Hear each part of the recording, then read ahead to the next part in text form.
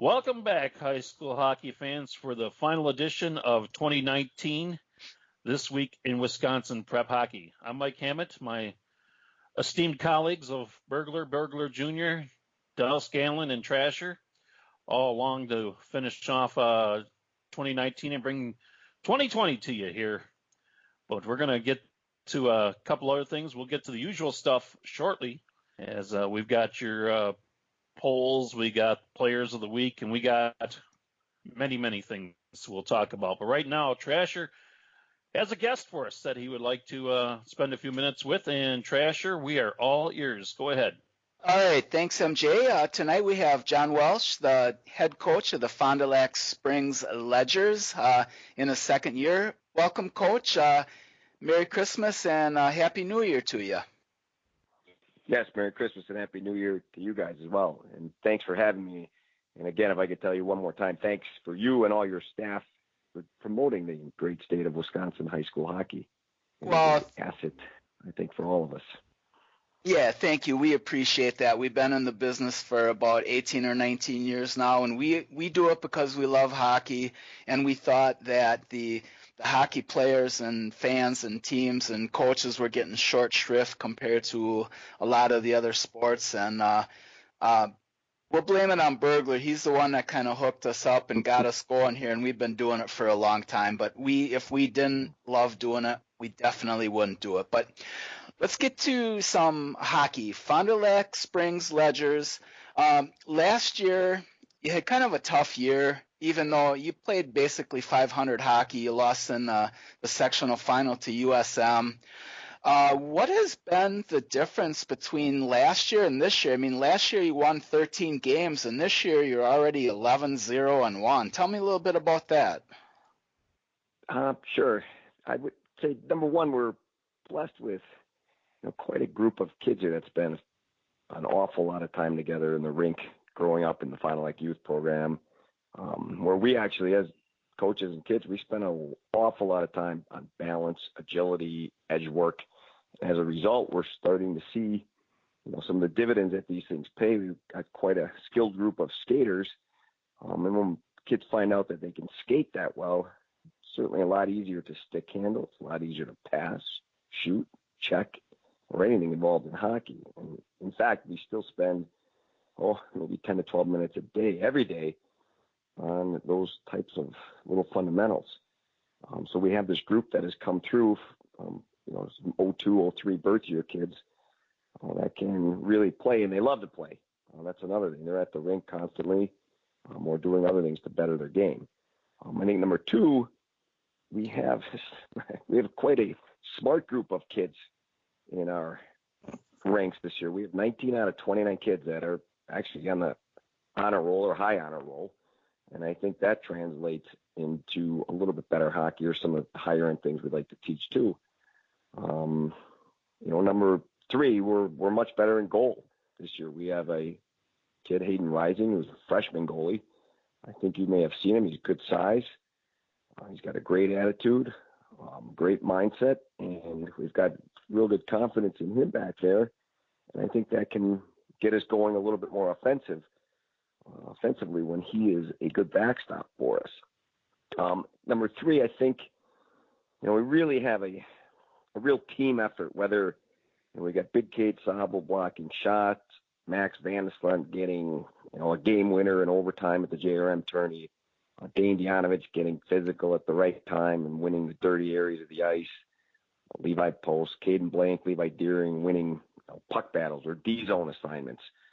I got two defensemen, Nolan McDermott and Nolan Bellender, killing 5-on-3s, making them look easy. I don't like to be on 5-on-3s. I've got assistant coaches that have put the time, the effort, whether it's video, extra, going to watch another game on a Friday night. Maddie Keller spends time with our goalies.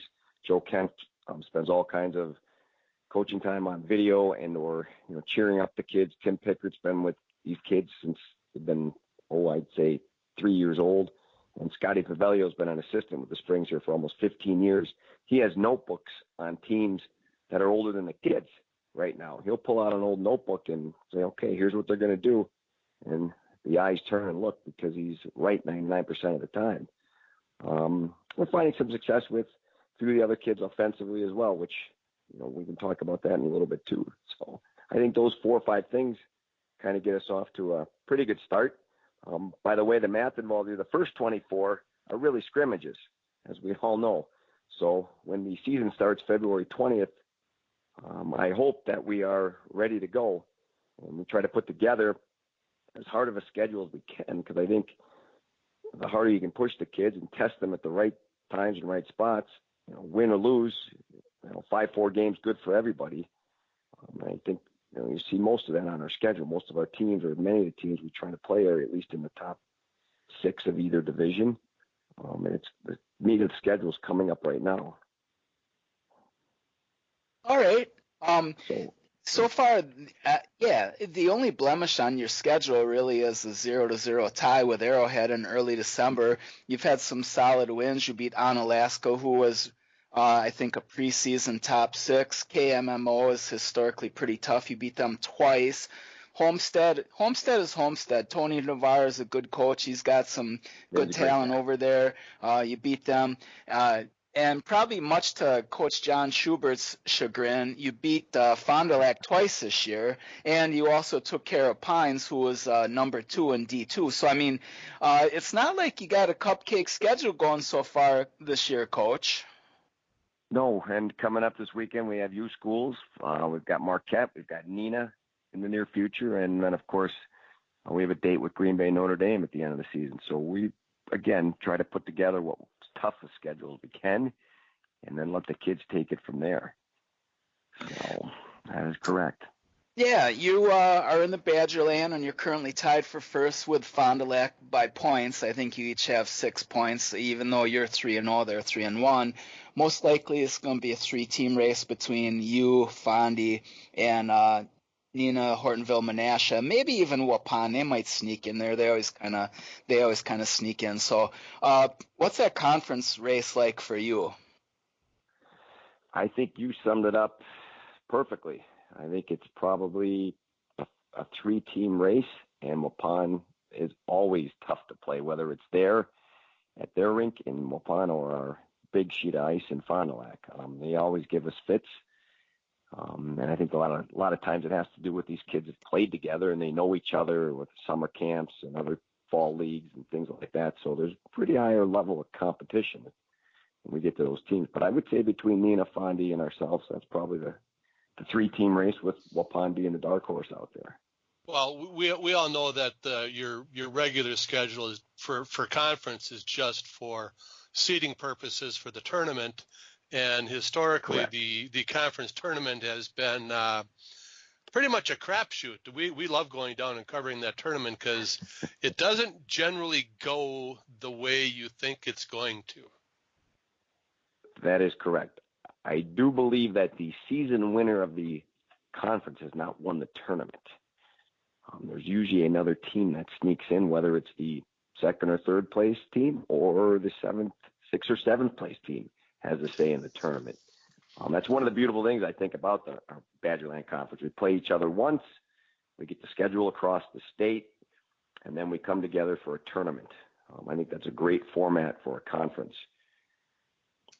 And we've been hyping that for a couple of years, and the Great Northern Conference adopted that last year. They'll be doing it again this year. I think any 8-team conferences really would be well advised to look at a format like that.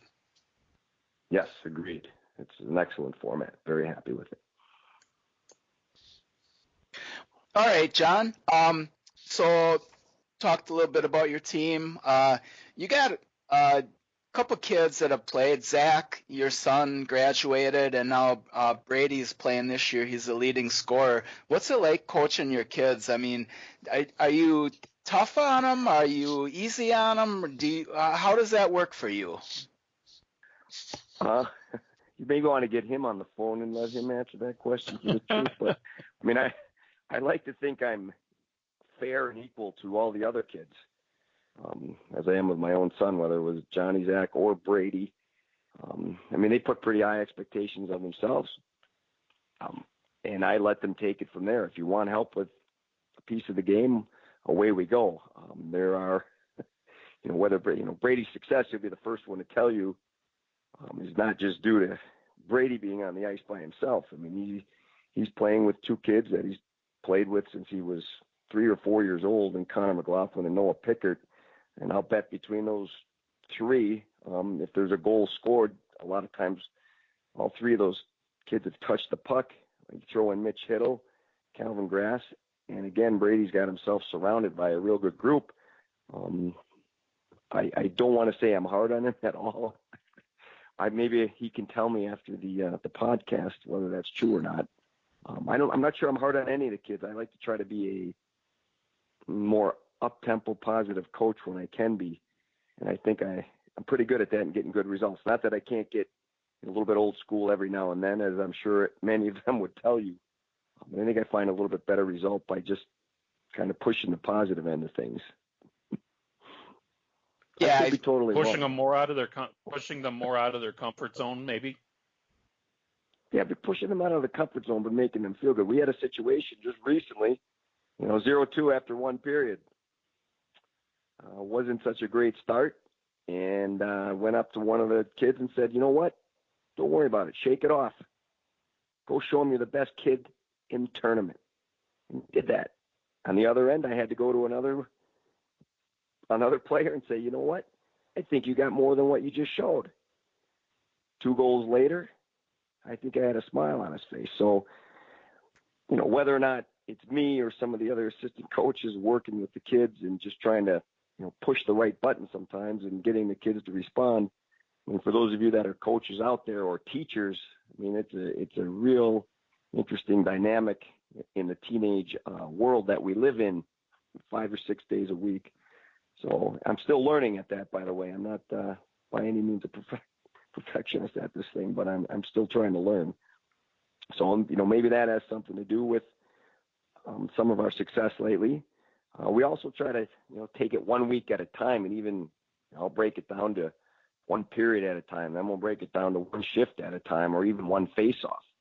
And we just try to work our way from that and then see what happens after 51 minutes. So all those things, I think, have contributed to what we've done so far, and we're only about halfway through. All right.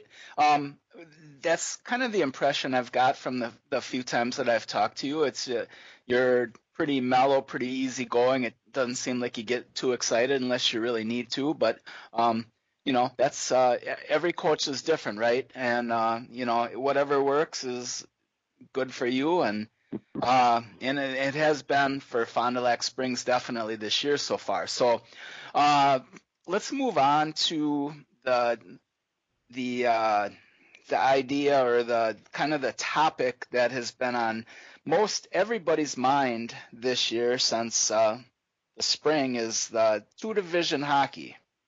So you guys by enrollment are in Division 2, and you pretty much have been right near the top of the rankings the whole time. Tell me a little bit about your thoughts on D2 hockey. We know that in 2018 with the 1-division hockey, you guys made it down to state tournament, and you definitely have the team, I think, that could make it down there on D1. But what do you think about the 2 divisions so far this year? Well, I think it's a little bit early or premature to judge whether it's a success or failure. I mean, we're only halfway through the first season. I do try to partake in most of the WHCA coaches meetings, and when the proposal for the two divisions and the 2-division tournament and allowing trips to state, the whole goal was to try to get more schools down there, more communities down there. The proposal was put forth. There would be an 18 Division I tournament and a 14 Division II tournament. And when it came back from the WIA, it was a 14 Division I and a 14 Division II state tourney, much to the chagrin, I think, of all 90 coaches in the state of Wisconsin. It was not what Wisconsin high school hockey was looking for or asking. So I think from that standpoint, I think that's a little bit of a disappointment. I am confident that there can be some changes made to this, whether they can get the Division I up to 6 teams or 8 teams, and leave the Division II at 4 teams. I think that's, a pinnacle for a lot of these kids, is to make it to their high school state tournament, whether they're in football, basketball, hockey, track, etc. It's just for most 16, 17, 18-year-old kids, that is the pinnacle of their sports in their world. And I think it's just a great experience for those of us that have been there. I would hope that the WIA can relook at this after 2 years, because it's an experiment, and actually make some of the changes, at least get to expand to a 16 Division I tournament. Well, as you said about, trying to add more communities coming down and taking part in the tournament, when you're looking at, 4 of D1, 4 D2, you're looking at the same thing.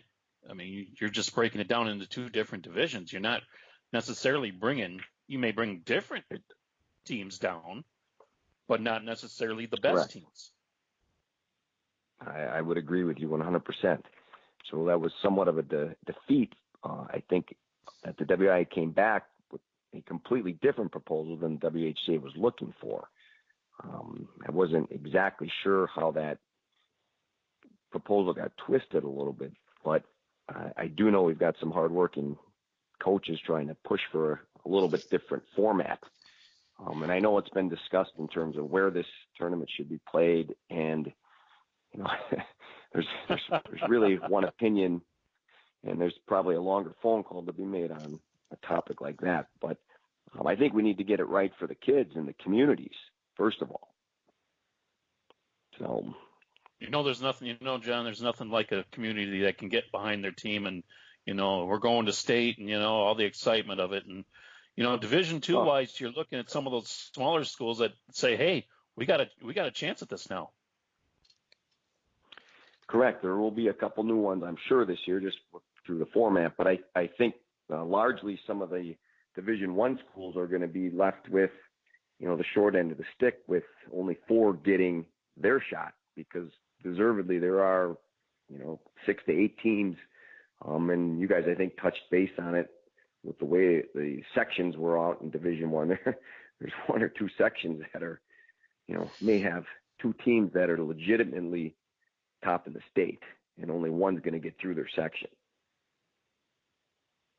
Yeah, we definitely talked about Division I, Sectional 1, and there's probably a legitimate 4 or 5 teams that any given year, depending on how they're playing and whatnot, would be a state tournament participant. And yeah, so this year 3 of them go home and 1 goes to state. So I know that we were all pretty frustrated and bummed out, I guess, that they didn't go to 8 and 4. 4 and 4 is the same amount of teams, and as MJ said, it's just different teams. But the upside is that it gives the smaller schools a chance to get down there, and we'll see how it works out. And as you said, it's a 2-year experiment, so I mean, minds can be changed, and WIA is usually pretty strict about the way they think about things and stuff. But who knows, right? We'll do it for 2 years and see what happens. It'll definitely be a change and something that we need to get used to. Yeah, I would agree 100%. And if we can, as a coaches association and as a WIAA association, if we can grow the game and grow the number of teams that are in the state from, I think, where are we, 83 or 85 this year? If we can get that number to 90, 95, maybe some voices will be heard, and we can get this back to 8 and 4, probably the correct format. Yeah, we have, I've had a lot of conversation with people in my community that are concerned that the number of teams went from 93 or 94 probably 10 years ago, and I think it's 83 this year. It's like we're going in the wrong direction here. So the whole co-op thing, I think, allows for more individual kids to play, because the co-op will pick up a school here and a school there and pick up a couple kids that maybe otherwise would not be playing. But, in the overall scheme of things, I think we're going in the wrong direction. So we got to figure out how to get the number of teams cranked back up to that magical 96 number, and then I think WIAA will consider the 8-4 format maybe that way. Yeah, I would agree with you. And then I'm a believer in the co-op system if it's done for the right reasons. And I guess if I could explain that a little bit more, there are peripheral schools where, locally we used to co-op with 4 other schools.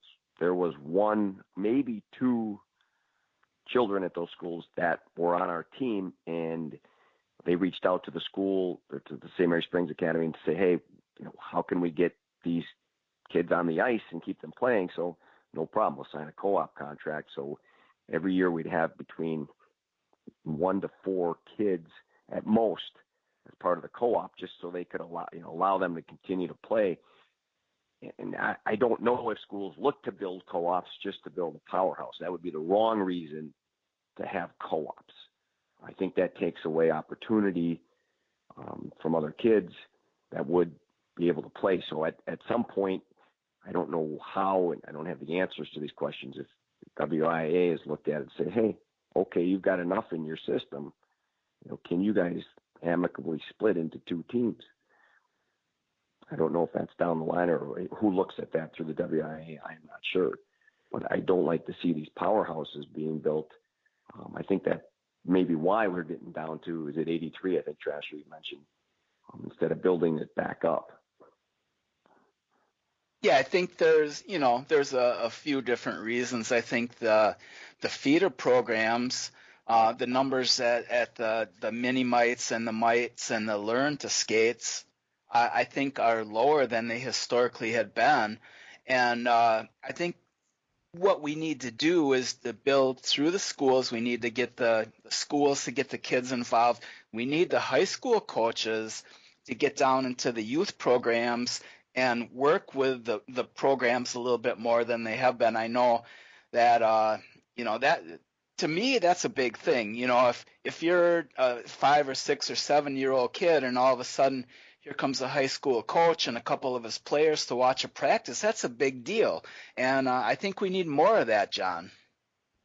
Yeah, I would agree 100%. I mean, I think that does your presence in the rink or your presence around the youth program or the younger kids, and also getting your team. I mean, both Fondy and Springs were out there with the Learn to Skate kids or the USA Hockey, Try Hockey for Free days.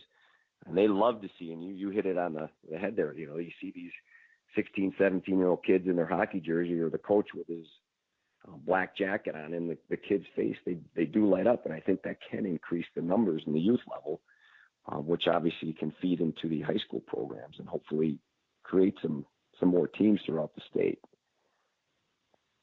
John, I agree 100%, and I think you got the right idea. And if we could get more coaches to think along those lines, I think we'd have more success. So, John Welsch, we would like to thank you very much for being our guest tonight. We hope you had a Merry Christmas, and we wish you a Happy New Year and the best of luck with the Ledgers the rest of the way. Well, thank you, everybody. Merry Christmas, Happy New Year to you guys. And again, just keep promoting our sport. You guys do a wonderful job, and you're a great asset for all of Wisconsin high school hockey. All right. Thank you. John Welsch, Fond du Lac Springs head coach. Back to you, MJ. That's a great interview, Trasher. Good job on that. We'll get to get some of John Welsh's opinions on that. Whether right or wrong, or I'll probably get 17 emails tonight. No, John, they all. You guys bring up some great points. If it's complaint stuff, it goes directly to Trasher's email box. No, you guys are seriously. Somebody needs to do this that can bring these things up and get these hard questions or hard issues out. Because a lot of times, WIA just, they're not there for Wisconsin high school hockey. I wish that was the case, but it's not the case. I've been to the meetings, we'll have to invite everyone else you've interviewed. We'll have to invite Tom Shafransky on the show. I was going to just suggest that. I was just going to suggest that, but in this I corner, don't think Tom he can take the interview. Shafransky. In this corner, the Wisconsin Hockey Coaches Association. Let's get it on, gentlemen. Some of you have been to these meetings, yes. So. Yeah, I've heard of coaches come out of those meetings at state just kind of scratching their head like, what was that all about? Yes, and if you have seen the last email that came from the WIAA, you would be shaking your head as well. If you haven't seen it, you need to see it. All right, John, we'll take your word for it. All right, guys, you've been great. Thank you. Yep, thank you. All right, see you around the rink. We'll let you get back to your family now. Have a good day, guys. Thanks a lot. Bye-bye. Bye-bye. Great having John Welsch of St. Mary Springs, Fond du Lac head coach. Our games of the week, showdown in Titletown and the Culver's Cup tournaments. Boy, there was lots going on around the state with the holidays. And Burglar, Trasher, you guys got to hang out at Cornerstone and check out the showdown in Titletown. It sounded like it was a pretty exciting tournament again. I'll go first because I was there on Friday. Trasher was there on Saturday. I saw two games. I saw Madison Edgewood and Stevens Point, Oakland Memorial and Superior. Fun game, Madison Edgewood and Stevens Point. The possession time and the time spent in each zone seemed to be fairly even for both teams, but Stevens Point never really got much of a chance to get to the Edgewood net. This real good defense, and Edgewood would get in the zone, and they seem to be kind of working around the outside, and all of a sudden there's a pass it into a slot, and boom, a shot in the goal or a shot in a pipe. There were what are they saying? Every time a puck hits a pipe, an angel gets his wings. There were a lot of wings given out by Edgewood. In that game, they hit pipes, they hit crossbars. They just seemed to get somebody open in front of the net, and the puck came across, and they would score. Very good game. Stevens Point. It seems strange that, well, I mean, not strange, that they didn't like to just dump the puck into the zone, and that's I'm all for that. Carry the puck in the zone, but if the clear path wasn't there, they would back out and regroup and try again. And it didn't take long for Edgewood to figure that out, and they'd kind of cut off those. And I mean, there were several times when the Stevens Point, they would just come close. They would keep doing it. They'd work themselves all the way back into their own zone, without Edgewood ever touching the puck. They turn around and regroup, and Edgewood kind of move forward again. They turn around and regroup, and they just kind of work it right back into their own zone. Good strategy by Edgewood. Kind of a head scratcher by Spash in that. The second game was Eau Claire Memorial against Superior. Superior kind of dug themselves a hole. They got a checking from behind major 5 and 10 early on, and Eau Claire Memorial managed to score twice on that first power play, or on that 5-minute power play, and then they added a goal late in the period where puck was shot actually from below the goal line, but the goalie was out. He had came out, made a save. The puck went behind the line. It was shot from back there, hit off his pad, and banked into the net. So it was like a 3-0 hole that Superior never really dug themselves out of. Eau Claire Memorial. They kept the pressure on in the second period, and then just kind of went into more of a defensive shell in the third. And I think Superior did score a goal on a 5-on-3 power play late in that game, but otherwise, Eau Claire Memorial pretty much controlled that one. And then Trasher came back the next day to see the other 4 teams. He did. And saw 2 good games, a 1-0 game where West took the victory for the 3rd place award in the showdown in Titletown. And the second game was Verona. They took a 3-1 victory over host Notre Dame to win their first showdown title in 10 10 matches. This was the 10th annual tournament. The first game, West and Nina Hortonville Menasha, basically, I think honestly it was Adam Prokoff's game. He had a 23 save shutout. Made it a little bit difficult in the third period, West did. They had a 5-minute major 5 minutes into the period. They killed that off, and then they had a couple other infractions with like 3-4 minutes left to go. They had a very brief 5-on-3. Prokoff was rock steady. He made a couple of saves on Ethan Long, one of the Nina forwards, and first time he came down and took a shot from close in, left pad, kicked it out, and then like probably the next possession down on the ice, he came down, high slot, took a shot. Prokoff was down, tried to seal the bottom of the net, raised up his glove as high as he could, and just snagged it before it went under the crossbar. So definitely Long got robbed twice. He stood there for probably 15 seconds and just stared at Prokoff like, what the heck are you doing? Well, he did what he was supposed to do. He made 2 excellent saves. West ends up winning the game 1-0. The second game, the championship game, Verona won 3-1 over Notre Dame. From the get-go, pretty much, Verona was very aggressive. And to me, and I hadn't seen either team play this year, but it looked like Notre Dame kind of tried to match that aggressiveness, and I got the impression that they're really not that type of team, and I think it took it off their game a little bit. Goalie for Verona, Caden Grant, he's the number one star in the game for me. He stopped 24 shots. Notre Dame was 0 for 6 on the power play, and he was a big part of that. It's pretty even scoring. Verona skates off. They got their first win in 10 shots at the Titletown Crown. So definitely a good tournament. Burglar, it sounds like you had some good games too. And Corey McCracken and his crew always run a great tournament over there. And it's always got the top teams in the state, and it definitely does not disappoint. Well, it was kind of nice too. They have their table set up at the entrance to the rink, and you walk up there and it says, complimentary admission for coaches, scouts, media, and Wisconsin prep hockey. So it's like, ooh, that's me.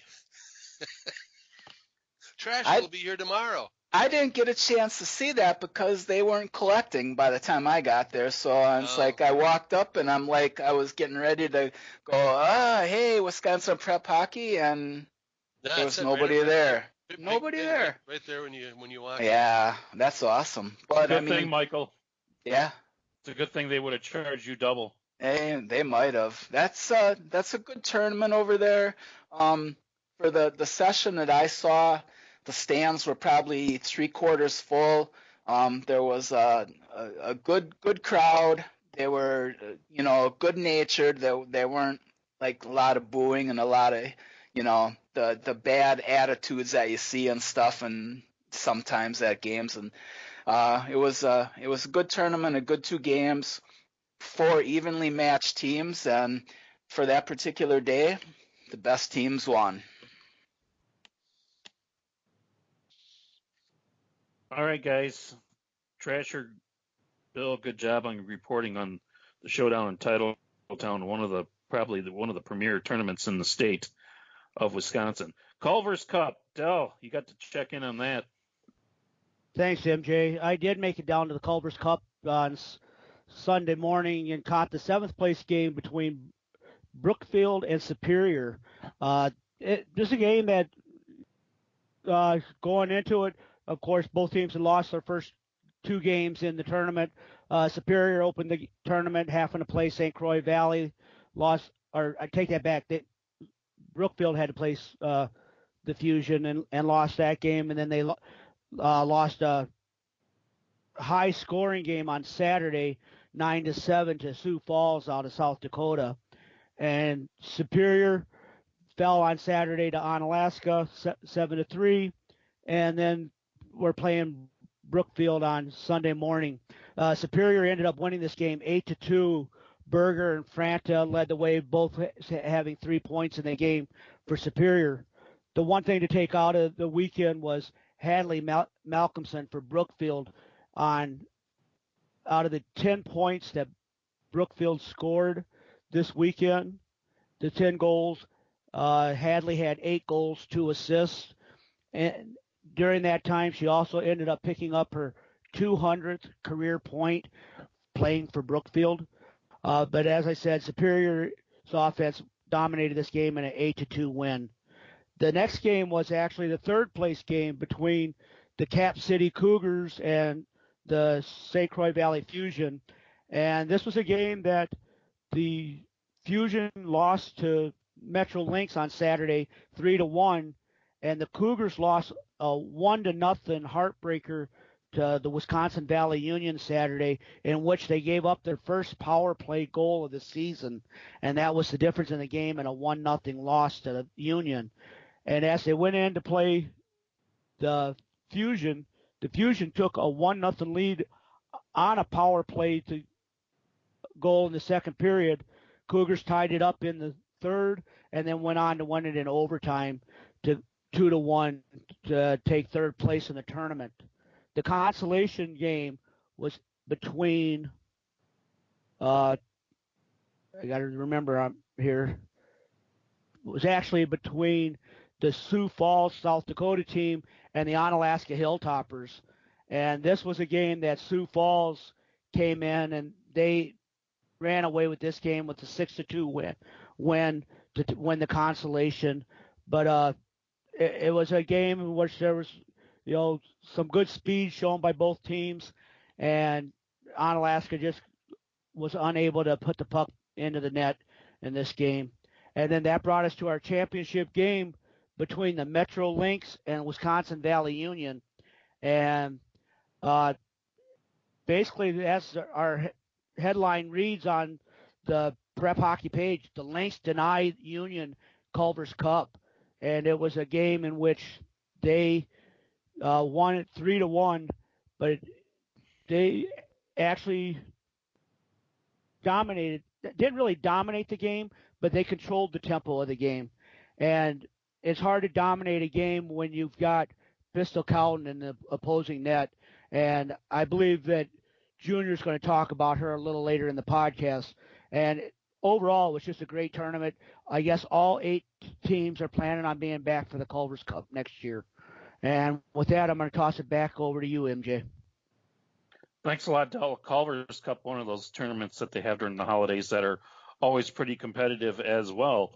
Other stuff going on, tournaments, Black River Falls, Eau Claire tournaments. Trasher, you put on some miles this weekend, driving around and checking out games. You were checking in on these. Hey, you bet. I hopped in the 2018 Nissan Rogue and off I went, listening to my conservative stuff on the radio that might, we'll go leave that alone. But anyways, Black River Falls Eau Claire tournament, eventually on Saturday was won by the ECA Stars. They beat Hayward 1-0. The day that I was over in that area was on Friday. I was at the Milt Lunda Memorial Arena in Black River Falls, a very nice arena. And I saw a couple games. The first game was Hayward and Rock County. Hayward ended up with a 4-2 victory. Lily Eichison had 2 goals for Hayward. Haley and Alyssa Knopf, 2 girls that you probably know pretty well, or MJ, from down in your neck of the woods. They scored for Rock County. Good game. 2 pretty evenly matched teams. Hayward just came out ahead on the deal. The second game was Fox City and Black River Falls. Fox City's won 3-2. Annika Horman, Michaela Zilich, each with 3 points for Fox Cities in that game. And like I said before, I went to 4 games this weekend, and the biggest margin of victory was 2 goals. I mean, so that's some good hockey. It's evenly matched. That's what you like to see. Nobody likes to see the 7-0 game. It kind of sucks. It just takes away a lot of the fun when when you got two teams that are matched evenly and are going up and down the ice and anyone could score at any time, that makes it a lot more interesting. And these two games at this tournament were definitely that way. And plus the coaches are cool. I got a chance to talk to Tom Duffy of Hayward, Jeff Fox, and Oak Mosier is always a favorite of mine. It was fun to talk to him and get a little insight. And, of course, our second favorite official, we all know as Chris McGurk, was there. He's an assistant coach for Fox Cities, and he's a blast to talk to. So it was a good day, a good night, actually. I was there, and two good games and a lot of fun, and that's about it, man. I don't know, Trasher. There's a couple teams out there I wouldn't mind watching lose 7-0. Now, Trasher, I got a question about Hayward. Yeah, go ahead. Now, I mean, you look at the record, and we know they're better than they are because most of their losses have come against Minnesota teams. They've got a 2-0 loss to Central Wisconsin, a 6-5 where the Chippewa Falls Menominee beat them, and then a 1-0 loss to the Stars, and they have a 2-1 victory over Fox Cities. What about you? Did you see with them that would impress you? I mean, they look like a team that could potentially come out of that sectional one, even battling against the Eau Claire Stars in there. Yeah, I think so. I mean, they have a pretty solid team. They're very competitive. They're good at the fundamentals. They don't make a lot of mistakes. And I think most importantly, despite the fact they don't really have any superstars, they have Emma Quimby in goal, and she has been rock solid for them for 2 or 3 years. And I think she can be a big part of their success, and she has been a big part of their success. So, yeah, don't count out Hayward. You got all the big names, St. Croix Valley Fusion, the ECA Stars, teams like that. But don't just, at this point in time, just count them out, because they're pretty solid and they're well coached. Tom Duffy does a great job, and we'll see. All right, guys. Sounds good on the reports on the tournaments. Let's move on to our players of the week. We've got a girl and a boy through submissions and voting, and we got some winners. Junior, you want to tell us about our winners, or you want me to go ahead and do this one? I can do it. I'm six? Pretty sure I had your name on the show notes, but I can do it. Okay, well, I see it there, but usually this is the part where I usually give it to you, but I can do it. I got it. Our Wyndham Garden Inn of Fitchburg Players of the Week this week for the girls, Pistol Cowden, senior goaltender for the Wisconsin Valley Union. On Friday, she had 43 saves and 1 goal against in a 2-1 overtime win over Onalaska. Saturday, she had 42 saves with no goals against in a 1-0 win over the Cap City Cougars. And on Sunday, she had 44 saves and 3 goals against in a 3-0 loss to the Metro Lynx. If you're keeping track, that's 129 saves, 4 goals against, and a .969 save percentage for the 3 days. That'll get you some awards. Sure will. And for the boys, another goalie, this time a junior, Caden Grant of Verona. Thursday, he had 26 saves and 2 goals against in a 3-2 win over Eau Claire Memorial. Friday, he had 22 saves and 1 goal against in a 4-1 win over Wausau West. And Saturday, he had 24 saves and 1 goal against in a 3-1 win over Notre Dame Academy. Keeping track, that's 72 saves, 4 goals against for a .947 save percentage. This might be the first time we've ever given a goalie the player of the week without the benefit of a shutout. But he had 3 games, including 2 one-goal games against the teams that were number 1 and 2 in the state at the time. And this continues our long-standing tradition of inviting somebody on the podcast to talk to us and then not giving their player who was nominated the Player of the Week award. I promise we're not doing that on purpose.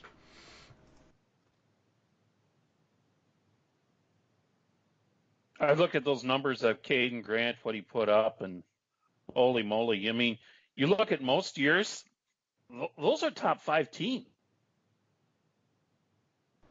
And, it's still the first half of the year. Eau Claire Memorial might very well be, a top 6 team. But West and Notre Dame have been top 3 all year, so yeah, that's some good work for the weekend for him. And Pistol Cowden, wow, talk about numbers there. I mean, 43 saves against Onalaska and another 43 against the Cap City Cougars, who are another one of those highly ranked teams. And she didn't give up any goals against them. Basically, set her team up to get a, maybe steal a win. I don't know, for lack of a better term, but her number is incredible as well. And no doubt these two players are very deserving of our players of the week. And our players of the week are always brought to us by the Wyndham Garden Inn of Fitchburg. Our players of the week, Pistol Cowden, Wisconsin Valley Union. On the boys' side, Caden Grant of the Verona Wildcats. All right, enough. Let's get talking about those top 6 packs. All right, the girls and the boys. Let's start with the girls. Bill Jr., we've all voted. We've all tabulated through everybody. We've had it go through accounting firms and everything. And what do we got? Sure thing. I believe, Trasher, correct me if I'm wrong, 3 different teams on the girls' side got first place votes this week. But number 1 this week is the Eau Claire Area Stars. Second is the Central Wisconsin Storm. Third was the Cap City Cougars. They were my number 1 vote. Fourth was the Madison Metro Lynx. Fifth was the Fox City Stars. And sixth was the St. Croix Valley Fusion. Division 2 for the boys, number 1 again is Fond du Lac Springs. Number 2 again is Northland Pines. This week, and I imagine that 3 through 6 in the boys' D2 rankings are going to change a lot as the weeks move on. 3 is Hayward, 4 is McFarland, 5 is Superior, and 6 is Waunakee. And then the boys' D1, Verona jumps up to number 1 with their performance at the Showdown. Notre Dame Academy is 2nd, Wausau West is 3rd, University School is 4th, Arrowhead is 5th, and Nina Hortonville Menasha is holding on at the 6th spot. Worth noting, maybe, Fond du Lac Springs and Superior have each played 1 game against the Division 2 opponent. The rest of their schedules have been, in Fond du Lac Springs cases, all D1, and Superior's has been all D1 and then some Minnesota teams. And also notable is the fact that Fond du Lac Springs in D2 and Verona in D1 were both unanimous picks for the top spot. So congratulations to them. Congratulations to all of the 6 teams. And you want to get up in the top 6? Just got to work a little harder. MJ, back to you, buddy. Well, we'll work a little bit harder on keeping this podcast together because it might be coming loose at the seams here shortly. Who knows? Our upcoming games of the week for the boys, Beaver Dam at Waunakee on Thursday. Get a look at the Beaver Dam squad who's putting up some nice numbers and nice record, taking on the Waunakee Warriors. And the girls' numbers, the Rock County Fusion is going to be hosting Rock County Fury, team with an F, okay.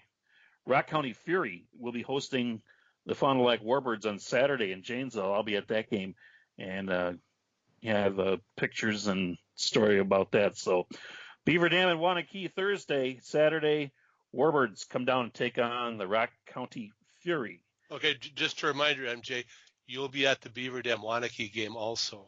Yes, I will. Okay. I will be at that one. Hey, I get to see Eric Olson. I love Eric Olson. It's rare that one of our crew does both games.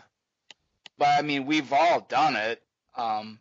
Usually we try to split it up, but it just works out this way that both of the games are in MJ's red neck of the woods. So give her hell, buddy. No problem. We'll take care of it. Our final thoughts for tonight. We're going to talk about computer rankings, and a number of those are out. And as I see the other 4 of you, who wants to tackle this subject? I can start it out. Okay. It generally takes, several weeks. I like to get, anywhere from 6 to, make sure every team has at least 6 games in before the computers start making any sense at all. And even now, there's still kind of, there can be a lot of swing. One good game or one upset can swing things a lot of way. But what I found interesting is we have our coaches polls that we get involved in also. And then we have the U.S. High School Hockey Online Power Rankings, the Stack Rankings, Doc, what's his name? His LSQ rankings, and the My Hockey rankings. And I know the LSQ and the U.S. High School Hockey rankings, they do like all the Midwest stuff, and they have rankings with minutes, and in their rankings and their formulas, you'll see the Western teams, the Hudson, the Chippewa Falls, the teams at Eau Claire Memorial, the teams that play against Minnesota teams, they will be ranked higher in those rankings than they will necessarily in our Wisconsin coaches poll rankings or the Stack rankings, which are just based on Wisconsin. There's a Minnesota bias for them. You can lose to any Minnesota team, and it's not going to count that much against you like it would losing to a Wisconsin team. So, the U.S. high school hockey, they have Hudson at number 2, whereas the Stack rankings have them at 9, and Hudson did not crack our top 6. I don't know where they fell, if they'd have been honorable mention or something. It's fun looking at those this time of year. To say you can see that Minnesota bias in there quite clearly. That would be Dr. Matt Stevens, who does I believe it's 4 states, if I'm not mistaken. Wisconsin, Minnesota, North Dakota, and I'm not sure what the other one is. I believe it's Michigan. I think it is. But it's an interesting exercise to kind of see where our teams fall amongst the teams in the region. But what I noticed is that, you take, and what Burglar said I think is true, you take what we see in our rankings and you compare it to what his rankings show. Not that his rankings are wrong, because they're not. I mean, they go through all these analytics and whatnot, but they're just, it's like, huh? I looked at them and I'm like, this doesn't quite match up with what we have, but, hey, let's face it. Guys, we know this. Rankings are just for the fans. They don't really necessarily mean where the teams are. The first weekend in March will tell us a little bit more about that. Right, Burglar? But we're the biggest fans. So yeah, they're for us. They're talking points for us. And knowing us, we like to share that stuff. We do. Did you guys, this is kind of a subject, did you guys see the World Juniors going on at all with Cole Caulfield there? I saw that it was going on, but I didn't follow it at all. Cole Caulfield scored the game winner for the U.S. today in overtime. You get a chance to go back and look at it. What a play. There was a 3-on-3, and all 3 of the players that were on the ice were Badgers. And they beat Sweden 4-3. Cole Caulfield, game winner. Attaboy. Yeah. All right, guys, anything else you want to add?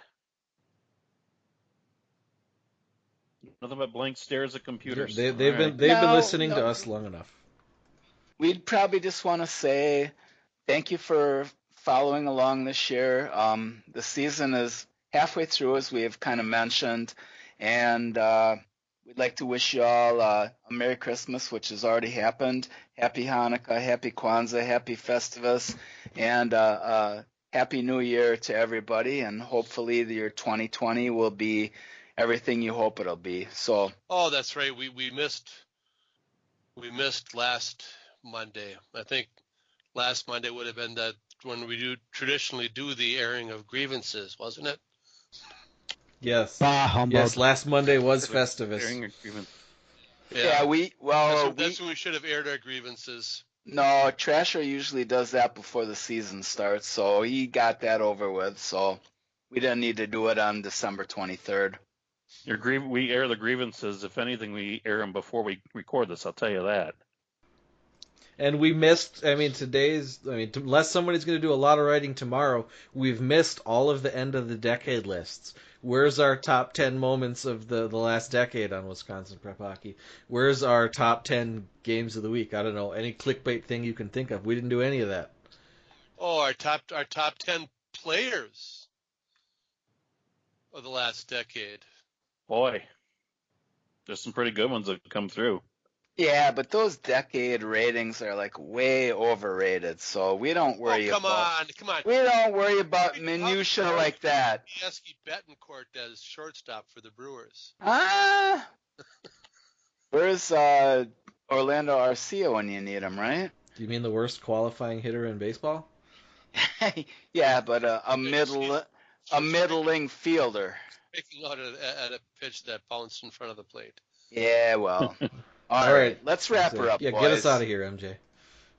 Right. Okay, guys, thanks for your input, if you want to call it that, for the Berg Boys, Trasher, Del Scanlon, and John Welsh for joining us tonight on the podcast.